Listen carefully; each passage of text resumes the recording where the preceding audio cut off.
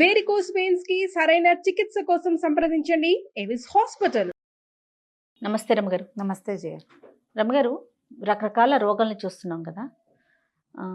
ఈ రోగాలు మనం చేసే పనుల వల్ల, ఈ పని చేస్తే ఈ రోగం వస్తుంది, ఈ తప్పు చేస్తే ఈ రోగం వస్తుంది అన్నట్టుగా అట్లా ఉంటుందా రమగారు? జనరల్గా ఎలా చెప్తారంటే పురాకృతం, పూర్వజన్మ కృతం పాపం వ్యాధి రూపేణ బాధతే అంటారు. పూర్వజన్మలో చేసిన పాపాలు తప్పులు అన్నారా ఈ జన్మలో అన్నారు. అయితే అదే కాకుండా మనం ఇప్పుడు మనకి ఎలాంటి ట్రబుల్స్ ఉంటాయో, మనం ఎలాంటి ప్రెషర్స్ ఫీల్ అవుతామో దానికి సంబంధించిన అనారోగ్యాలు వచ్చే అవకాశం కూడా ఉంది. టెన్షన్స్ ఎక్కువగా ఉండే వాళ్ళకి మోకాళ్ళ నొప్పులు వస్తాయి. ఓకే, ఈ చుట్టుపక్కల వాళ్ళ జీవితంలో స్వీట్నెస్ లేకుండా చేసిన వాళ్ళకి షుగర్ వస్తుంది తొందరగా. ఇలాంటివి ఏవో చెప్తారు జయ. ఇప్పుడు మన జీవితం మన చేతిలో ఏమీ లేదు, మనకు తెలుస్తుందా ఆ సంగతి? అంతా నాదే అనుకుంటాం, సర్వం అంతా నేనే, అన్నీ నావే, ఈ ప్రతిదానికి నేనే కారణం. ఏది మంచి చెడైతే వాళ్ళు వీళ్ళు వీళ్ళు వాళ్ళు చుట్టుపక్కల ఉన్న వాళ్ళు ఎవరో, మా అమ్మ నాన్న సరిగా పెంచలేదు దగ్గర స్టార్ట్ చేస్తాం.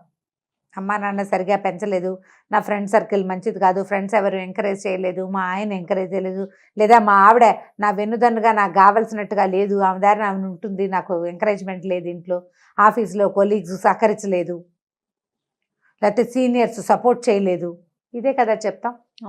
లేకపోతే ఇప్పుడు నేను నా స్వయం కృషి, చిన్నప్పటి నుంచి పుస్తకాలు చదివి ఇవాళ నేను కథలు చెప్తున్నానని నేను చెప్పినట్టు అంతే కదా. నా పుస్తకాలు తెచ్చిచ్చిన వాళ్ళు, నా పుస్తకాలని వాళ్ళ పుస్తకాలు నేను చదివేసినవి, నన్ను ఒప్పుకున్న వాళ్ళు, నన్ను తిట్టిపోయకుండా, అవన్నీ నేను ఎందుకు చెప్తా జయ? సూపర్. అవేం చెప్పం. ఎప్పుడు నాకు పటం కట్టుకోవటం ఇదే ఉంటుంది. మనకి ఏదైనా అనారోగ్యం రాగానే ఏం పాపం చేసామో అనిపిస్తుంది, అప్పుడు గుర్తొస్తుంది. ఏ పాపం వల్ల మనకి సమస్య వచ్చిందో మనకి ఎప్పటికీ అర్థం కాదు. అమ్మా నాన్నలు సరైన ప్రవర్తన లేదనుకో పాపం, అప్పుడు వాళ్ళకేవో ప్రాబ్లమ్స్, వాళ్ళు చేసినవే ఈ పిల్లాన్ని ఈ జబ్బు రూపంలో తీసేసాయి. అలా కూడా ఇప్పుడు వాళ్ళకేమనిపిస్తుంది, చుట్టుపక్కల వాళ్ళు నోరు వాయలేని పిల్లాడు ఏం అనలేడు, చుట్టుపక్కల వాళ్ళు అంటారు వాళ్ళు చేసిన పాపాలే విడికి కొట్టాయి, లేదా ఫలానా వాడిని ఎవరికో వీళ్ళు బాధ పెట్టారు, వాడి ఉసిరే వీళ్ళకి కొట్టి ఈ పిల్లాడికి జబ్బు చేసింది, ఈ పిల్లకి అనారోగ్యం వచ్చింది, ఇలా చెప్పుకుంటాం. ఖచ్చితంగా ఈ ప్రాబ్లమ్స్ ఈ పని చేస్తే ఇది వస్తుంది అనేది మనకు తెలియదు. పోనీ తెలుసు, చెప్పారు మన గరుడ పురాణంలోనూ ఎలాంటి పాపాలకు ఎలాంటి శిక్షలని, కొన్ని ధర్మశాస్త్రాల్లో కూడా ఇలాంటి తప్పులు చేసిన వాళ్ళకి ఈ వ్యాధి వచ్చిందంటే వీడి కిందటి జన్మలో ఈ తప్పు చేసి ఉండొచ్చు. ఇప్పుడు దీన్ని ఎట్లా రెక్టిఫై చేసుకోవాలి మనం, అది ఆలోచించాలి కదా. ఇప్పుడు లోకల్లో కూడా మనం మామూలుగా చేసేటప్పుడు అంటే ప్రజెంట్ కండిషన్లో పూర్వజన్మని మనం ఏ రకంగానూ మార్చలేము. అవును, తీవ్రమైన అనారోగ్యం అంటే విటిలిగో లాంటివి, అంటే చర్మ వ్యాధులు వస్తాయి, తెల్ల మచ్చలు వస్తాయి, అదొక సమస్య. తర్వాత ఏమో కుష్టు, లెప్రసీ లాంటివి భయంకరమైనవి పాపం బాధలు వస్తాయి. ఇది పూర్వజన్మలో ఏదైనా దుష్ప్రవర్తనం ఉంటే ఇది వస్తుంది. ఇప్పుడు దీన్ని మనం ఏం చేయాలి, ఏం చేస్తే ఇది సర్దుకుంటుందో మనకు తెలియదు. లాస్ట్ టైం అయిపోయి ఇప్పుడు నిన్నటినే మనం సరి చేయలేం కదా జయ. అవును, మనం నిన్నటిని మార్చగలమా? అస్సలు లేనప్పుడు కిందటి జన్మని మనం ఏం చేస్తాం? ఇవి తెలుసుకోవటం వల్ల మనకు వచ్చే ప్రయోజనం ఏంటి? ప్రజెంట్ కండిషన్లో ఈ రోజున ఇవాళ పరిస్థితుల్లో మనం ఏం చేయకుండా ఉండాలి, లేదా ఏం చెయ్యాలి, ఈ రెండూ మనం ఆలోచించాలి. ఇది నేను పూర్వజన్మలో చేసిన పాపం వల్లే ఇది వచ్చింది, లేదా ఎవడో వీడు ఫలానా ఒకడు పూర్వజన్మలో ఫలానా పాపం చేశాడు కాబట్టి వీడికి ఈ సమస్య ఉంది అంటే మనం ఇప్పుడు ఇది చేస్తే మనకు వచ్చే జన్మలో ఇది వస్తుందన్నమాట అని మనకు అర్థమవుతుంది. వచ్చే జన్మ మనకు తెలుసా? మనం ఒక పందిపిల్ల జన్మ కథ చెప్పుకున్నాం. అవునండి, ఏమైనా గుర్తుంటుందా మనకి? మనకి పూర్వజన్మ ఎంత మటుకు గుర్తుంటుంది? 6 నెలల దాకా గుర్తుంటుందిట పిల్లలకి, పసిబిడ్డకి. వాడికి కూర్చోటం వచ్చిందా మర్చిపోతాడు.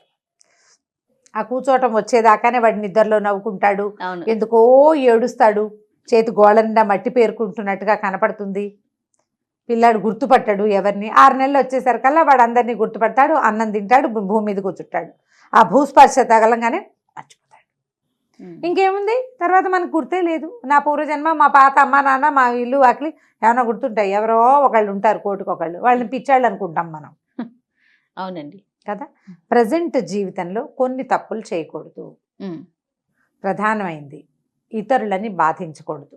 ఆ ఇతరుల్లో మన అమ్మ నాన్న, మన భార్య, మన పిల్లలు, మన అత్తగారు, మావగారు, ఉమ్, ఉమ్. మన మేనత్తలు, మన బాబాయిలు, మన ఇంటి చుట్టుపక్కల వాళ్ళు, మన ఇంట్లో పెరిగేటువంటి మూగజీవులు, వీళ్ళని బాధించకూడదు. పిల్లల పెంపకాల్లో చిన్నపిల్లలు రకరకాలుగా ప్రవర్తిస్తారు. చాలా వ్యక్తత వచ్చే వరకు మనం చేసేది తప్పని వాళ్ళకి అసలు అర్థమే కాదు. అవును. చిన్నప్పుడు అమ్మా నాన్నని సతాయించిన వాడికి వచ్చే జన్మలో జబ్బు వస్తుంటే బాలప్రాయం పసిబిడ్డకి ఏం తెలుస్తుంది? ఆ, నేను మొండికెత్తుతున్నాను, ఇది తప్పు, అలాంటి వాడికి ఏం తెలియదు తెలియదు కదా. వాడికి విజ్ఞత వస్తే కానీ తెలీదు. విజ్ఞత వచ్చాక దుష్ప్రవర్తన చేయకూడదు. ఉమ్, ఇప్పుడు వచ్చిన అనారోగ్యానికి వైద్యమే. అంతే. నా పూర్వజన్మ పాపం అని గుర్తు చేసుకోవడం వల్ల మనకు వచ్చే ప్రయోజనం ఏం లేదు. ఉమ్, ఇప్పుడేం చేయాలో అది చెయ్యి, ఇప్పుడు ఏం చేయకూడదో అది మానే. ఇప్పుడు ఒక అనారోగ్యం వచ్చిన వాడిని చూసాం మనం, అమ్మో వీడికి ఎలాంటి సమస్య వచ్చిందో అనిపించింది మనకి, ఇలా కష్టం ఇది కింద జన్మలో చేశాడు, వీడు ఏ పాపం చేశాడో తెలిస్తే మనం అది చేయకుండా ఉందామని ఏం ఆ ఒకటే మానేస్తావా నువ్వు? మిగతా పరిస్థితి మిగిలినవి అసలు పాపం అనేదే చేయకూడదు కదా. అవును. ఏది పాపం ఏది పుణ్యం అంటే ఎప్పుడు కూడా పరోపకారం పుణ్యానికి, పరపీడనం పాపానికి.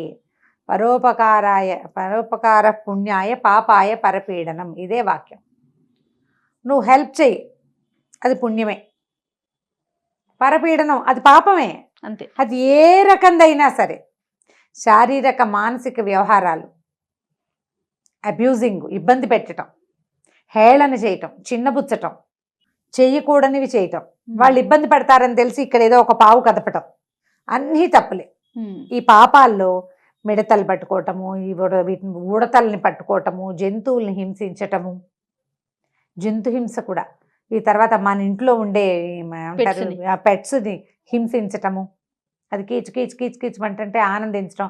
మొన్న ఎవరో చెప్పారు పిల్లలు ఏడుస్తుంటే భలే ఇష్టం అంట, అందుకని గిల్లుతారట వాళ్ళు. ఎవరు రమ్మగారు వాళ్ళు? పాపిష్టి వాళ్ళు బోడు మంది ఉన్నారు అలాంటి వాళ్ళు, ఏడిస్తేనే ఇష్టం.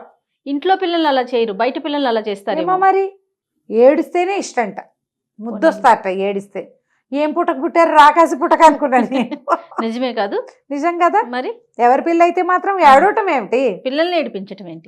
ఎవరినైనా ఎందుకు ఏడిపించాలి? అదే కదా. ఇట్లా దిక్కుమాలిన ఐడియాస్ ఉంటే వాటిని తీసేయండి.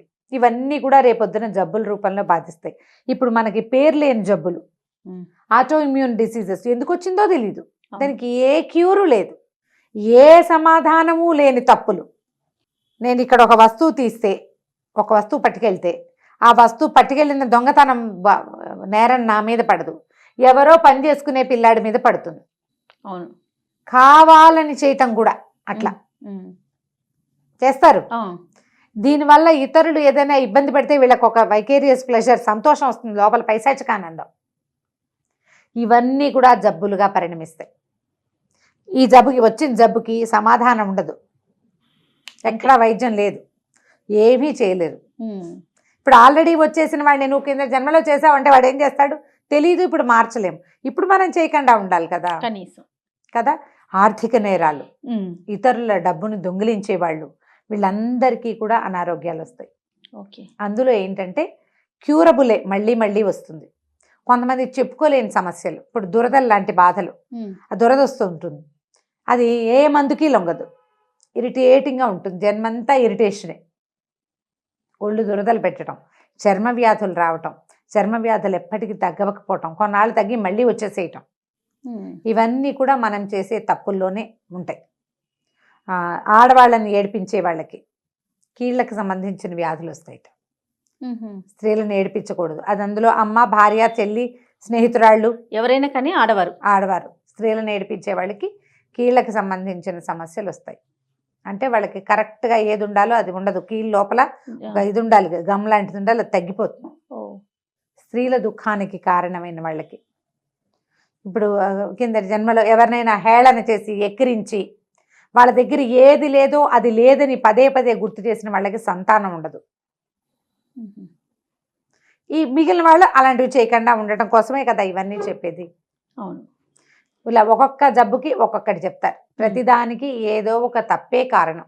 అకారణంగా ఇతరులని నిందించేవాళ్ళు, ఏదైనా ఇప్పుడు చూడు వస్తువు పోయింది అనుకో జయ, చిన్నది పోయింది పోగానే ఇక్కడ 10 మంది ఉంటే 10 మంది మీద అనుమానం వస్తుంది. వీడు దొంగ మొహంలా ఉన్నాడు, ఇది ముందు నుంచి మంచిది కాదు, వాళ్ళు ఎవరో దీని మీద ఏదో చెప్పారని ఇంతమందిని అనుమానిస్తాం.